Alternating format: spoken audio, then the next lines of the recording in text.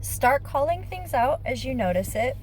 Not in a way where it's like I'm coming at you aggressively, but start calling things out as you're noticing it. Ask them about what you're feeling and if the assumptions that you're feeling on a situation are true. And stay firm in your boundaries. If you've drawn a boundary, stick to it and follow through on it. Here's a really, really good example. So this morning I woke up to a lot of door slamming.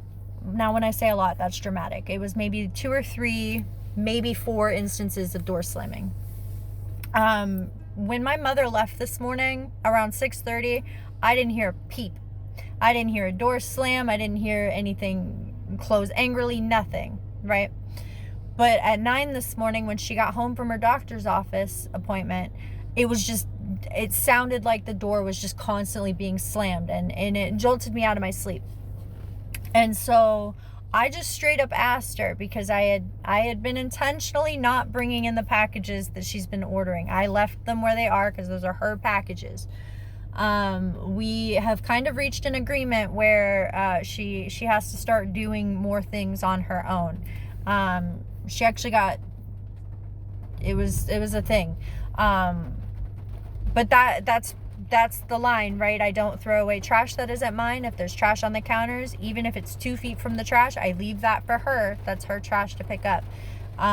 If she's got dirty dishes, if the thing is open, that's on you to put your dirty dishes in the dishwasher that is dirty, and you can make space for it in there. It's her job to do her laundry. It's her job to change her bedding, like things like that. The biggest thing I take on is keeping the shared spaces clean, right? If there's dishes in the sink, I will take care of it. But if it's just spewed about, I'm not doing that. That's not mine. I vacuum, I take care of the cats, I keep the cars clean. Like, I have things, right? But I'm not a complete maid to just do everything all the time at anyone's beck and call. That's not how this works. So I just flat out asked. I said, you're not upset that I didn't bring the packages in, are you? Because I'm noticing a lot of door slamming. And she said no, that wasn't a thing. But then I had noticed that as soon as I said, as soon as I thought that was cleared up, it became a thing where all of a sudden she's carrying all these packages to the point where it's blocking her vision, and now she's tripping over litter boxes. And so instead of, again, taking that and feeling like all this guilt, like, oh, if I would have just brought in these packages and done it for her, she wouldn't be tripping over everything. I just flat out asked her how that happened.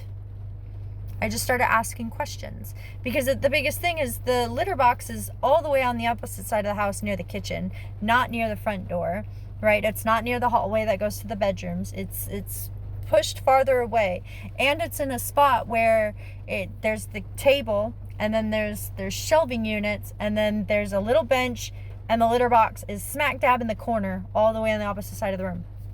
I just started asking questions.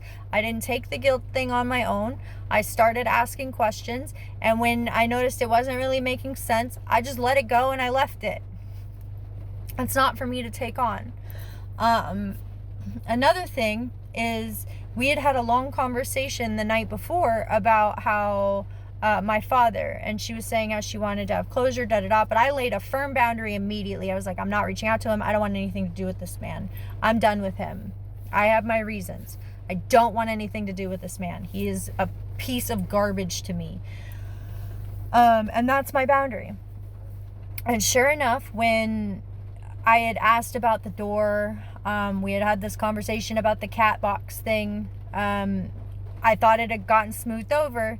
That was the thing. Now I was getting a request that I needed to help her track down my father so she could write him a letter, completely disregarding my feelings on it.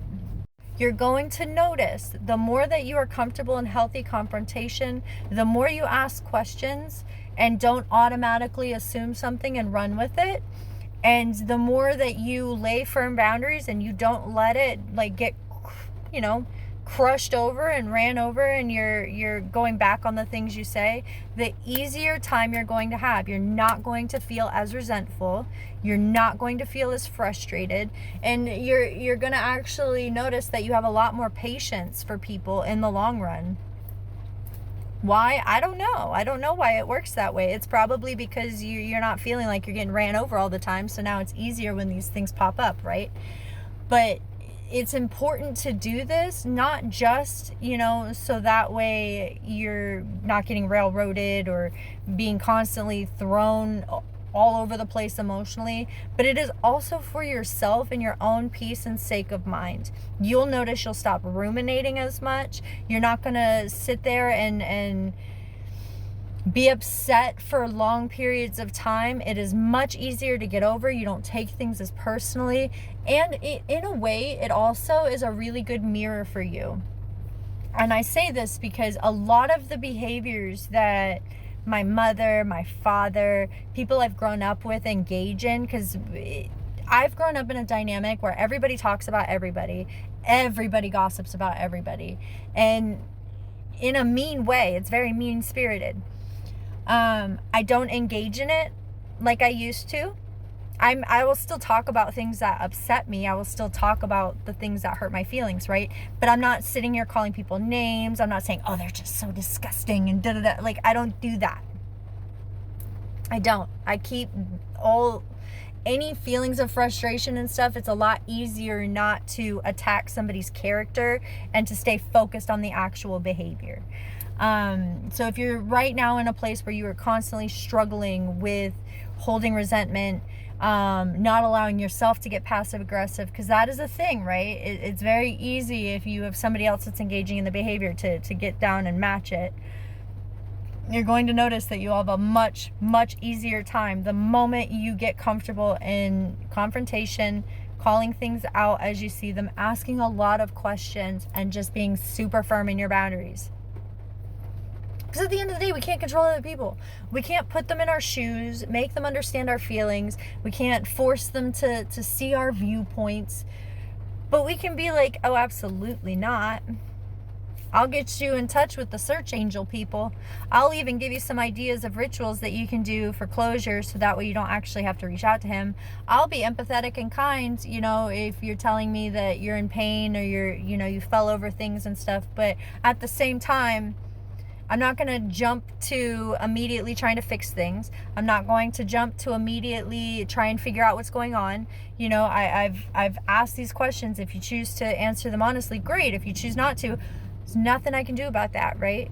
Mind reading is a thing, and I've noticed it is rampant in society. There's a large expectation for mind reading, and that's strange. But try working on the confrontation a little bit and being comfortable in it, because it's not a bad thing. I enjoy a good confrontation, and I'm not talking about let's have a word battle or get into a beef. No, like, hey, I'm noticing this. Can we talk about this so we can sort it out and we can move on? That is how you solve problems and you have cohesiveness in relationships.